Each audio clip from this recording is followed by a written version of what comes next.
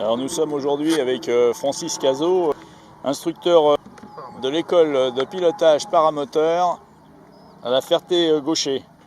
Alors Francis, qu'est-ce que vous êtes en train de faire en ce moment là? Donc là je suis en train de préparer le biplace Oui. pour pouvoir emmener un passager en paramoteur.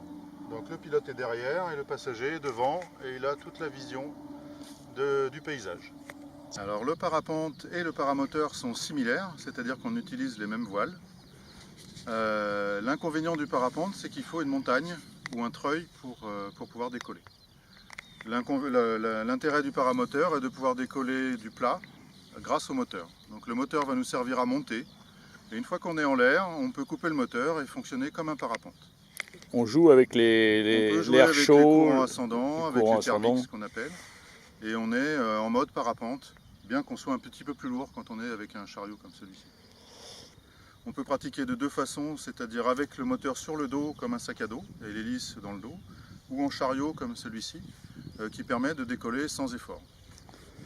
En décollage à pied, ce qu'on appelle avec le matériel dans le dos, on doit courir pendant 20 mètres avant de pouvoir décoller. Donc c'est un peu plus physique. C'est un peu plus sportif. Ça s'adresse plus particulièrement à tout le monde. Alors ça, c'est soit ceux qui veulent faire du biplace tranquille, c'est-à-dire que le passager et le pilote sont assis confortablement et peuvent voir le paysage sans aucun problème, ou les personnes qui ont des problèmes de dos, ou des problèmes de genoux, ou des problèmes de n'importe quoi, des handicapés aussi. On peut aussi bloquer les roues pour qu'une personne handicapée moteur puisse piloter ce type d'appareil. Ça se pratique évidemment par beau temps. Alors on pratique par beau temps, mais il ne faut pas trop de vent. C'est-à-dire qu'au-delà de 20 km/h de vent, ça devient compliqué puisqu'on a les voiles qui volent à 40 km/h, 45 km/h.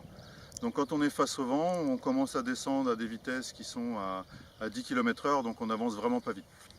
La plage de vent intéressante, c'est de 0 à 15 km/h. Et au-delà, il faut être vraiment un pilote confirmé et avoir une voile vraiment performante.